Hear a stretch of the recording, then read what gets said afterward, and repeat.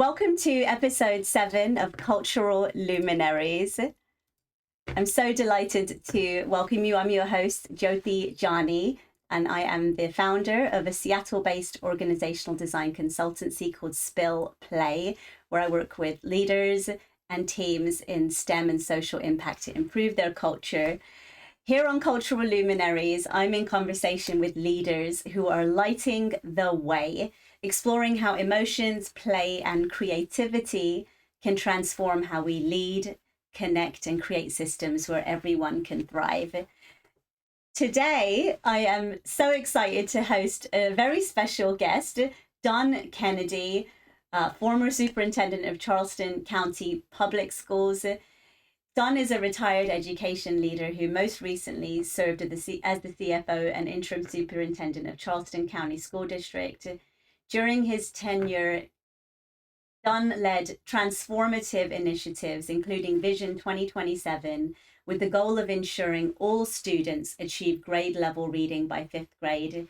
He emphasized systems thinking and root cause analysis to address long-standing disparities in student achievement, particularly for students of color. With a career spanning leadership roles as CFO and COO for Baltimore County Public Schools, Boston Public Schools, Bridgeport Public Schools, and Seattle Public Schools, Don is recognized as a peer review consultant for the Council of the Great Sydney Schools, contributing his expertise to improve education systems nationwide. Don is also a South Carolina native and a U.S. Air Force veteran, and holds a bachelor's in accounting from Newberry College and a master's in organizational systems renewal from Seattle University.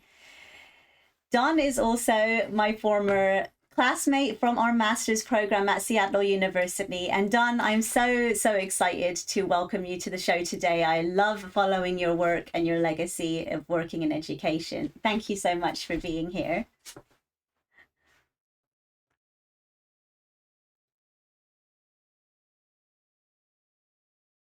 I'm having a hard time hearing you. I think you might be muted, Don. Are you muted? Yeah, I apologize. Oh, you're good. Let's start over. No, I apologize. So thanks very much for having me. I'm excited to be able to participate.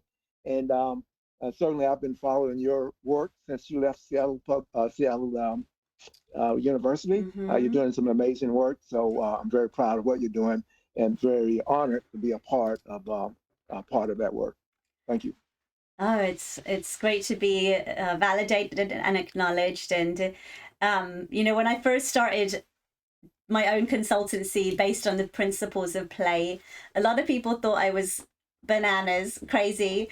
But I remember very close to that time was when I saw the work that you were doing using Lego Serious Play, one of the tools in my facilitation toolkit, as one of the main methods you were using to bring together this diverse group of stakeholders in Charleston County. And that's the main story we're going to dig into today, because I think that there's just so many lessons from how you were able to use play as a tool for scenario planning to really bring together a diverse group of stakeholders. And I'm so excited to share this story with our audience today. But for now, first things first, the question I ask all of my guests is, what's lighting you up these days? Tell us. Yeah. So I've been associated with K-12 education now for a little over 20 years. Most of that work has been almost exclusively with adults. And so I'm really turning my attention to trying to work with students. There are 3 women in my life that have driven my work and continue to inspire me in my work in education. The first is my mother. And so this is a whole story of her life, where she started out in a rural part of South Carolina, had this vision of being an educator, started having children with my father, 8 of us. And so her dream was deferred.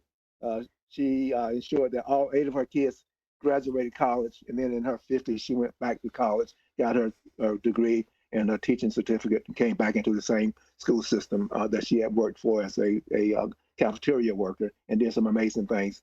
She died a few days after I assumed the role of superintendent here, and so at that point, that really fueled my efforts. My wife is also a retired teacher. And so when I worked for Baltimore City Public Schools up in Maryland, before we were married, we would go out through the city, restaurants, shopping, etc. And these young ladies, they always came up to her, hey, Coach Mike, you made such a big difference in my life. I was like blown away about the impact that they had. And then, as I mentioned to you a few minutes ago before we started here, I have a dear sister of mine that passed just yesterday. Mm-hmm. And she was also a teacher, a coach, a basketball coach at the collegiate level and the high school level. And when I'm at my hometown, the, all these folks talk about the wonderful impact that she had on their lives. And so what's lighting up my world right now is how can I tap into what my wife, my sister, and my mother have done with kids and being able to figure out how I can encourage student agency with our students. An idea that actually started with the Charleston Shared Future, which we'll talk more about a little bit later. Mm, mm. Well, what a powerful legacy of education, not just in your family history, but also now with your wife as well. And my deepest condolences for your sister. And I know that the coolest thing about having a shared legacy that spans generations is knowing that the torch gets passed to others. Yeah. And Don, I know and trust that there are a lot of people picking up that torch and doing the work right now. And so let's take a moment to honor educators everywhere and thank you for your service, because as a parent to two kids, I get how difficult it is to succeed in education. There's so many competing priorities and such a lack of resources in general, especially here in the United States, and a history of a tumultuous history of disparities. So for our first question, you alluded a little bit to your family history of education, but one of the things I think is so special about your story is the fact that there is a legacy that goes back in time. And I'd love for you to share a little bit about your personal history growing up in segregated South Carolina, and share how did that experience shape your conviction to dedicate your life to this work, to education. Right. Yeah, so I was born in a small town here in South Carolina in 1951. So I grew up in the 50s and the 60s during the deep segregation that existed. Also, the transition from when we were moving away from legalized segregation. And so I have a twin brother. So he and I were encouraged strongly by our parents to be involved in the changes that were taking place. So we talk about, we hear about the freedom riders, the sit-in people in these major cities, but throughout the South in small towns, there were students also that were involved in those types of activities. And so with my brother and I, we were a part of that group in our hometown the group was trying to make change, influence changes. So I did that as a student. And over time, I saw the benefits of in my life, the lives of my children, my grandchildren. I mean, the things that my children have done, the things that my grandchildren are doing, I couldn't even dream of those things when I was a kid growing up here in the segregated South. And so when I got out of the Air Force, got out of the corporate world, and I was looking for ways to be able to support the efforts that were going on, I saw K-12 as the avenue for that. And so I've been committed and dedicated to it since 2004. Wow. That's so wild that you have a twin brother. And I'm curious, like, what kinds of things would you and your brother, what kind of efforts and activities would you engage in that shaped those early years, that made a difference in those formative years? Yeah, well, a couple of examples. So of course, the school system was segregated. Mm-hmm. So in 1964, 1965, when the Civil Rights Act came out, and there was an opportunity for Black students, African American students, to attend the local white high school because they were better funded Mm-hmm. from a resource standpoint. So there were a handful of kids in the county, African American kids, who did just that. So Mm-hmm. we were a group of kids that went in and made were able to integrate the school, and and then Wow. so you take a look at like the segregated public systems, like the bus stations, that sort of thing, the Yeah. lunch counters. My brother Ron and I, we would go into the traditional white side and sit in. But one of the things, though, when we went to college, we went to a small liberal arts college here in South Carolina, in a small town. Mm-hmm. When we started college in 1969, and there were only four blacks within the college. I like to joke that my brother and I represented 50% of the African American population. But we went back for the first time in our after our 50th anniversary, at our 50th anniversary, and the college had transformed. So I feel as though I had just a little bit to do with being able to see more people of color being a part of that environment. Yeah. Wow. Wow. I can't imagine how big that felt at the time, knowing that these like, proverbial walls were breaking down and that you were part of the group of people spearheading that change, that integration effort. And I know that today we're in a whole different era of integrating. But I feel so supported knowing we stand on the shoulders of leaders like you and your brother. So thank you. Um, so let's talk a little bit about let's get into the Charleston Shared Future Project. Um, so this is the project that I want you to share more about, and the project where in the opening we talked about using play as a tool to explore future scenarios and bring together diverse stakeholder groups. Talk to me about what inspired you to launch the Charleston Shared Future Project. What was it? For those on our call who don't know what it was, um, and what were the challenges that you faced out the gate in uniting this diverse group? Yeah, so I first came into K-12 in 2004. I was working in the corporate world up in Virginia, and I had a personal need to be back in the state of South Carolina, and so I looked for a position here, and I located this position with Charleston County School District as the chief financial and chief operating officer. So I took that job not because I was committed to the mission of K-12 at that time. I took it because I wanted a finance job in South Carolina. And so I was so fortunate. I was so fortunate, Jody, that the lady who hired me was a K-12 education and reform guru. And so it didn't take long for me to really latch on to her enthusiasm and to her mission Mm-hmm. about what she was trying to accomplish. Unfortunately, because of the political situations here, she was the first African American and the first female superintendent of this school district, and Wow. so that did not go over very well with a lot of people here. So she was essentially pushed out, and when she Mm-hmm. left here, she went to Seattle Public Schools as the superintendent. And that's what took me to Seattle to go out there and work for her. And so that was 2007 when I left here, and then I went to different places, and then I came back to Charleston. I was recruited back here into the school district in 2018.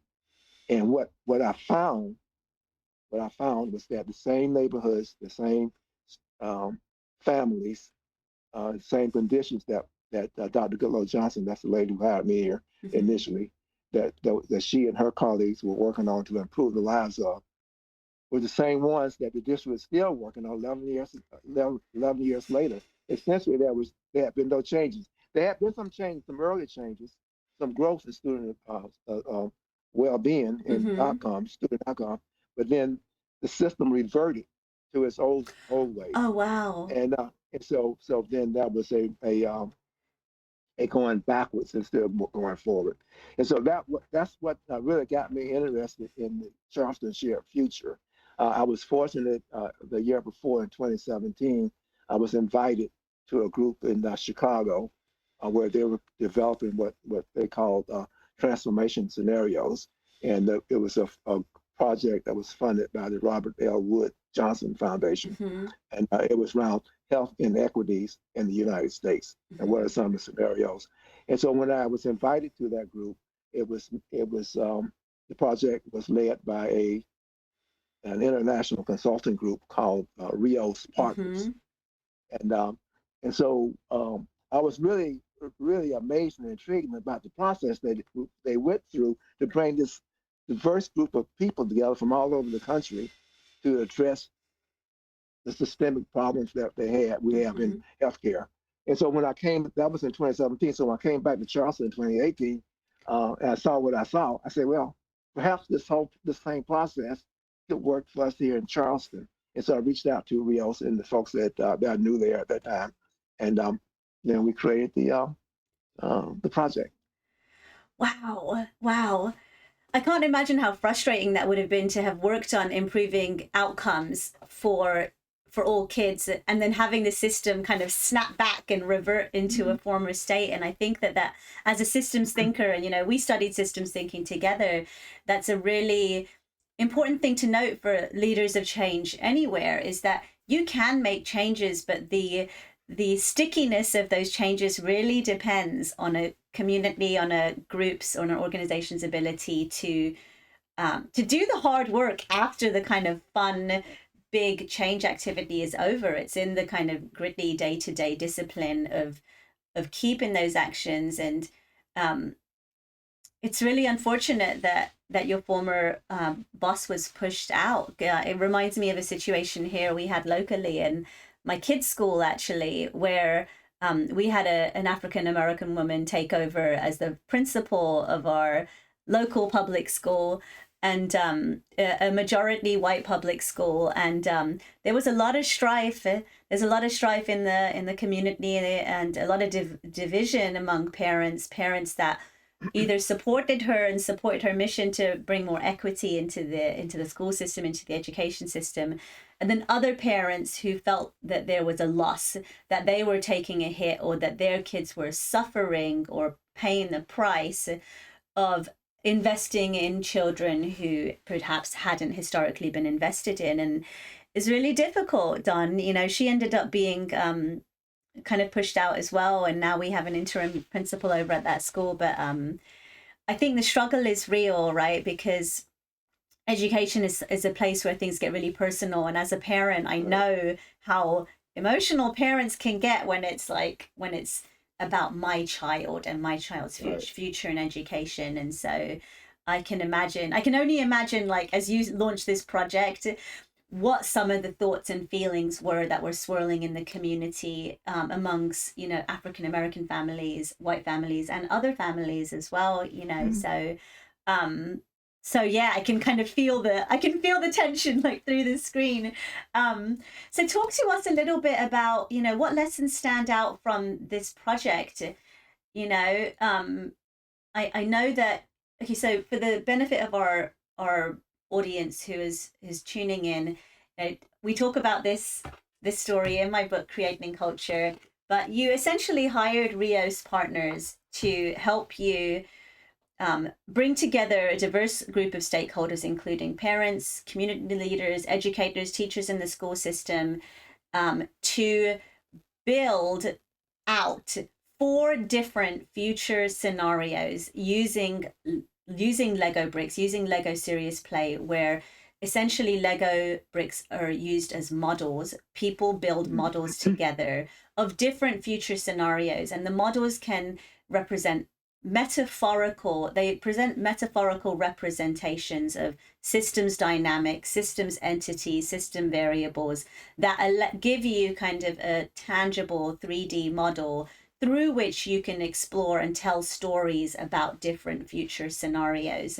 And you used this tool with the guidance of Rios to really lead this group of people through these 4 very different future scenarios, so that people could immerse themselves in what these futures would look like, as well as perhaps kind of suspend their own perspective and have more empathy for other perspectives elsewhere in the system. And so I want to know from you, like, what did that process look like? And can you share with us some of how you think using this method helped people perhaps let their guard down and feel more safe in coming together around a single table with people they might have considered their enemies, or people that they didn't really want to be associated with. Yeah, so it's interesting to say that people coming together that may consider themselves enemies. Yeah, That was certainly true in some cases with the group that we pulled together. Let me go back a little bit. The sure. person who created this transformation scenario process is a Canadian by the name of Adam Kahane. Um, he developed that with when he was working with, I think, Shell Oil. This was decades ago. But he left Shell and went to South Africa right during the dismantling of apartheid. And he used this process, transformational um, scenarios, to help bring the different factions together in South Africa, enemies, historical enemies, to be able to come up with what the potential future would look like for the people of South Africa. And so then when he came into Rios and helped create that group, he used this as one of his social technologies, and that's what was used in my work with them in the Chicago with health inequities. And then with that group, there was another consultant who was very uh, experienced with the Lego play. And so we created this. They created the group of consultants. So there was a truly international group. We had folks from Brazil. We had Alan from up in Canada. We had people from here in the U.S. And so it was a large group of people that came down. And so what they influenced us to do was to go out, identify potential people to be participants of this process in Charleston. Uh, and they were very adamant that they had to be people of different political views, different thoughts on how K-12 should be changed, if at all. Um, so, in addition to the normal diversity of race, gender, that sort of thing, but the big thing was the political differences. So, for instance, in that group, in our group, we had one person. There was a young guy who was always came to the group meetings with a Malcolm X cap on. Uh, on the other end of the spectrum was a guy who ran a so the guy that had the Malcolm X cap was an African American. Mm-hmm. On the other end of the spectrum, as an example, was a white guy who ran a local blog, primarily on education, but he was clearly of the political persuasion on the very far right. Mm-hmm. And so it was that type With of the MAGA mixture. hat, right? MAGA hat. Exactly. Exactly. With the MAGA hat. So you Wearing got their one guy, cultures on their head, wearing their beliefs on their head, literally. Malcolm X, MAGA hat, right in the same group. And so it was just jump to the end. It was incredible. At the very end, these guys came together in this group of 30 people, and hugged because of the process that the Rios partners put together to be able to work through that. So what we did, we created we created 4 scenarios of possible futures of education in K-12, and each one was given a name because the names were symbolic. One was this is all in hopes of transforming the system. So one scenario was Sweetgrass Basket here in the Sea Island, locations of the Southeast, South Carolina, Georgia, North Carolina on the islands.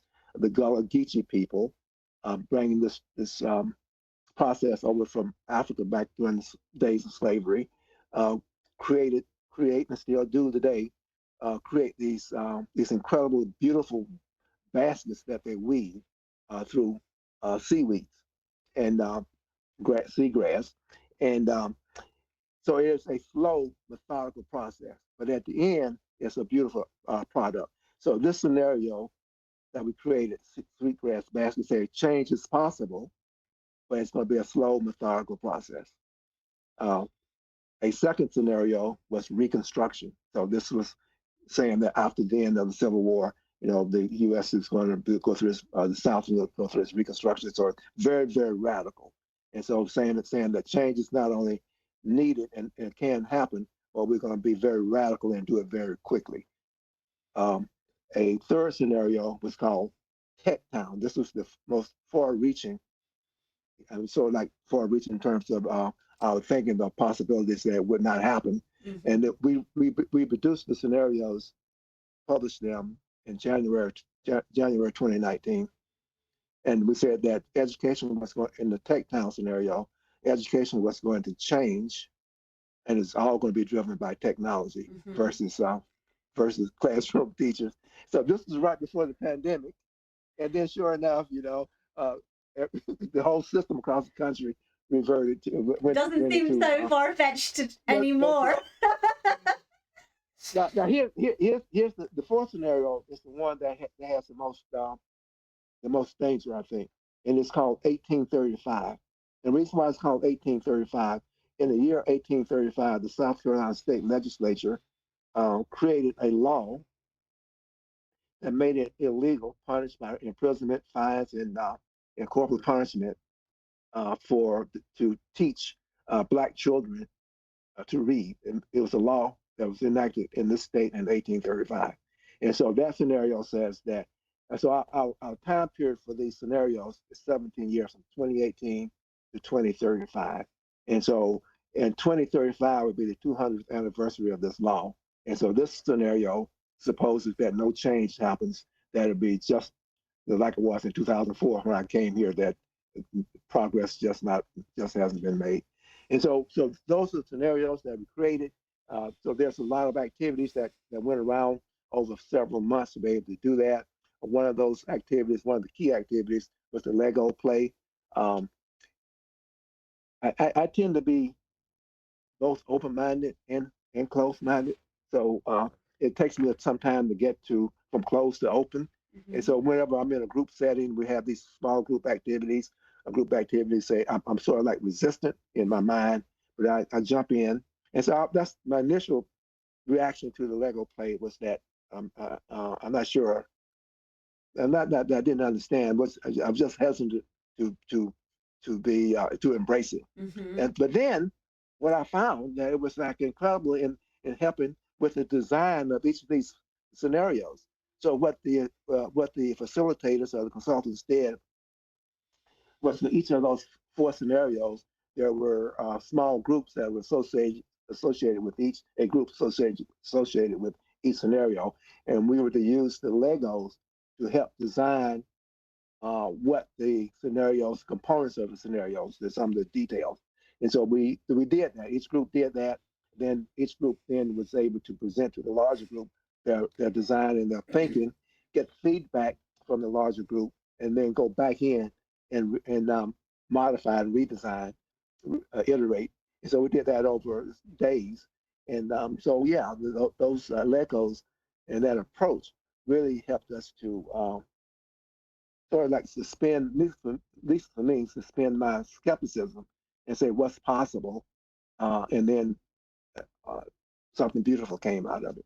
Mm, mm.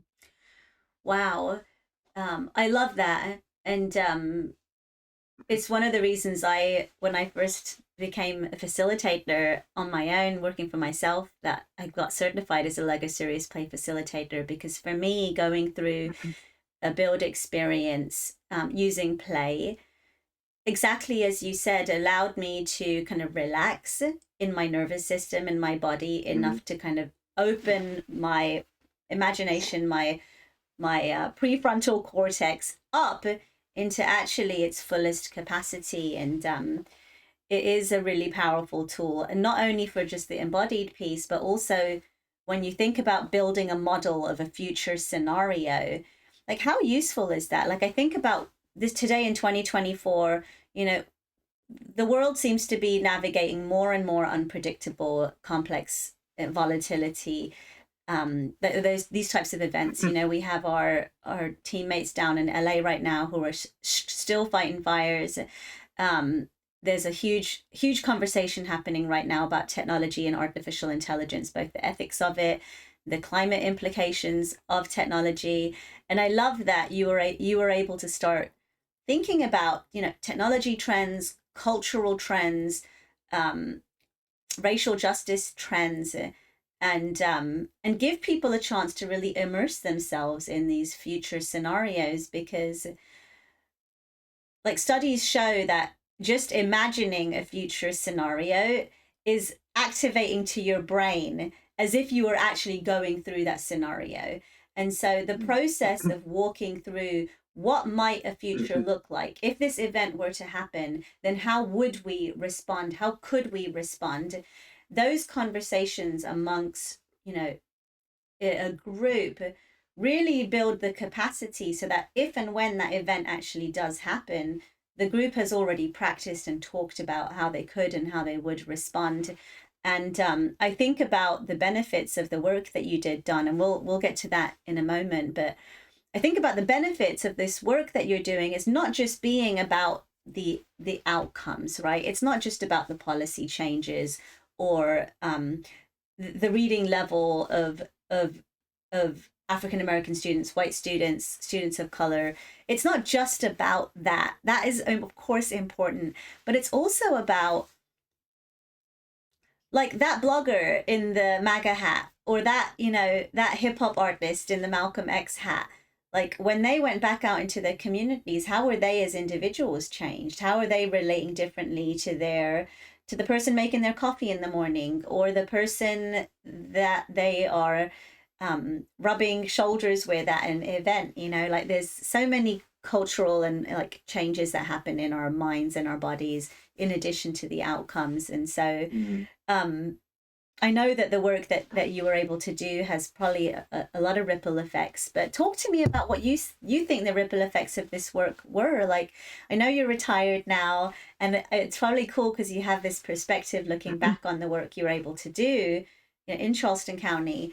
But as you look back on that work that you did, what were the ripple effects? What were the benefits, both tangible and intangible, that you really think are important to mention today?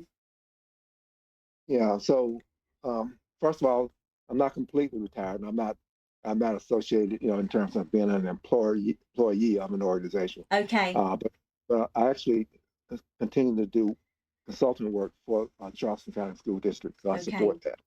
So um, I mentioned a minute ago that the scenario time period, 17 years, 2018 to 2035. So we're 7 years in. So we have another 10 years. So for me personally, it allows me to stay focused, um, realizing that change takes time.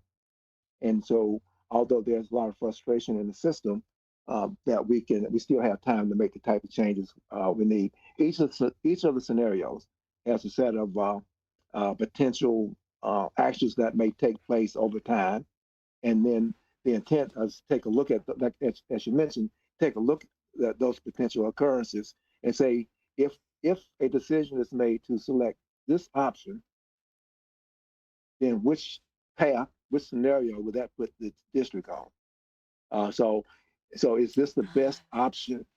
Best option. And so one of the benefits of the scenarios today is being able to take a look at those different potential outcomes, not the entire scenario, but different pieces of them, to say that if a decision is made to do this, then what happens? So one example of this is I mentioned when the first superintendent I worked for here, Dr. Golo Johnson, was a reform-minded person. Um, and so when she left here, the work that she started actually continued to grow. And the reason why, because she had a person who had worked with her, chief academic officer, to help design some of this work. And so she continued along that path.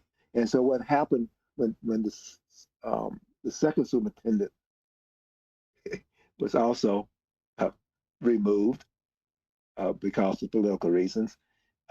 There were not structures put in place, and the system, a system of strategies had not been put in place to ensure that there was mitigation against disruption because of the change in leadership.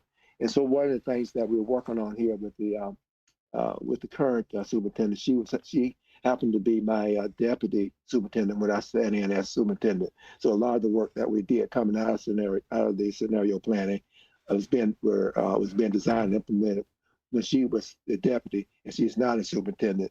And so she and I are working with others to make sure that we are able to look at what are those potential disruptions once she's gone, so that we can put in mitigated strategies. And so for me, one of the big benefits of taking a look at the scenario says that if you do X, this may happen. And so working with the current staff at the district, we're able to work through some of those, identify and work through some of those challenges. Mm. And hopefully we'll be able to get to a place where we won't in the future revert to where we were back 20 years ago. Mm-hmm. Mm-hmm. Awesome. Is I just think about it, like the word that comes up for me is capacity building. Like you're building capacity in a group of people and actually mitigating risk in a concrete, tangible way. That's awesome. So my final question, well, a couple final questions because unfortunately we're approaching the end of our time together. But I'm glad to hear that you're still consulting and you're still sharing your knowledge and your expertise with folks. But as you know, as somebody that's worked in the education system for a long, long time, what would you say are 3 practical steps leaders can take today in education and beyond, you know, to create more inclusive and effective systems where everyone can thrive? Uh, so I'm actually I've had a lot of experience, and I'm always reluctant to sort of like give advice. Is that Oh yeah. this is the prescribed way to do things. Uh, and so here's what's worked for me. Worked for me. So it's all for me. It's all been about personal work, working on myself, and as I have transformed over the years, I've been able to really help engage systems to think about how to transform. So first of all, I think it's very important self-care. Uh, I've been for I'm a runner. I've been a runner this month rather, 44 years. So, I mean, that has done so much, not just for my physical health, but my mental health. I've gone through a lot of challenges in my life, and it just helped me work through those things, the stress and all that stuff. So, Mm-hmm. so self-care. Number two, it's important to, I think, um, take care and be really care about people, Yeah. because in these large complex organizations, it's not the individual that gets the work done. It's the people. So yes, I'm still doing consulting work for the district. I go to quite a few meetings down in the district office, primarily in the mornings, early afternoon, and so I have a strong reputation in the district. And so people see them and they say, "Oh, I'm glad to see you, Mr. Kane. Hey, Don, how you doing?" So it feels good. But when, sometimes I have a late afternoon meeting, and the people that really mean to most of me when they come up to me are the cleaning ladies, because I know about their families, they know about my life, and so they the ones that hug me and say, "I love you, Mr. Kennedy," and it's because I don't sort of like push people aside, and so I've treated people that way throughout the organization, and so what I found was that when having done that, people are willing to do all kinds of things. And Yeah. then and I think maybe also I contribute a lot of my success, whatever that is, to what I call my ability to embrace my ignorance. When I was in the Air Force, I was an expert on what I did. It was military type stuff, combat type stuff. I was expert at what I did. But when I came into the corporate world, I got out of the Air Force, and I was asked to take on these increased leadership roles. I was managing groups that I had no no knowledge of the work, the exact work that they were doing. So once I figured out that I could let go of having to be the expert and rely on the people in the organization to get the work done, um, I mean, it just freed me up. It freed me up, and so And so where I am now and work I'm doing, I'm talking about trying to engage with students, and there's the whole host of reasons why. And I was doing some reading a couple of weeks ago because I'm getting to make some present. I'm going to be making a couple of presentations.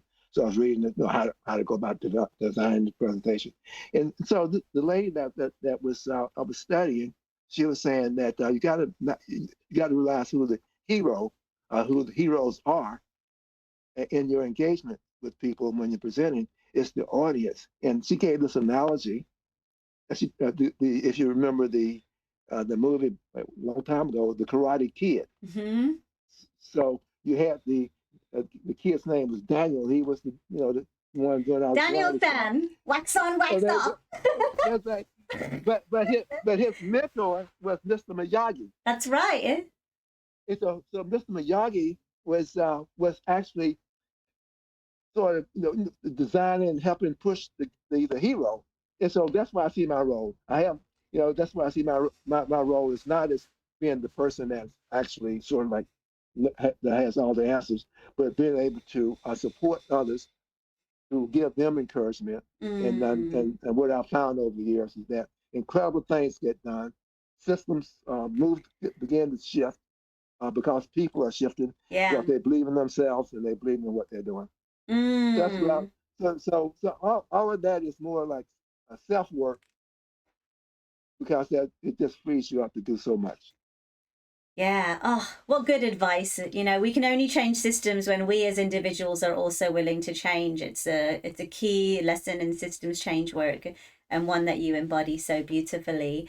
Wow. And such great lessons. I think about this quote from the late Tony Hsieh, former CEO of Zappos. And he says that, there's a paradigm of like, if you imagine an organization is a greenhouse, then a lot of people might think that the role of a leader is being like the tallest plant in the greenhouse, or the biggest tree, acting as a beacon for other plants to grow tall as well. But he says that actually being a leader, being a CEO is like being the environment, being the quality of the soil, being the temperature of the greenhouse, so that all of the plants can grow and thrive.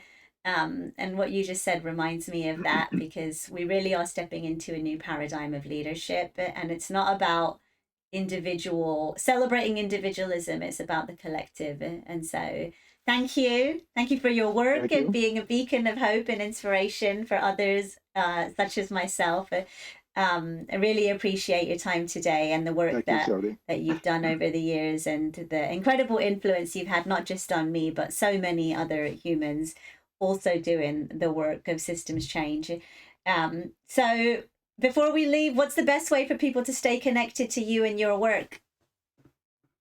Probably email or LinkedIn. Okay. My email is Don, DON, .R, .Kennedy@gmail.com. Wonderful. And then I'm on LinkedIn, Donald-Kennedy-SR, as in senior. Got it. Yeah. All right. Well, thank you so much, Don, for being tuned in today. To our audience, thank you so much for sticking with us, for listening to this incredible conversation. We would love to see you for next week's show, where I am so excited to welcome Dr. Leticia Nieto to episode 8 of Cultural Luminaries. Dr. Leticia Nieto is an incredible researcher on systems of power and privilege. She also studies and teaches psychodrama and song and other embodied methods of liberatory practices. She's also the author of Beyond Inclusion, Beyond Empowerment, and an incredible leader in the space of systems change. So please tune in next Friday, 10 a.m. Pacific time, if you'd like to be part of that conversation. Otherwise, thank you so much for being tuned in today, and have a beautiful weekend.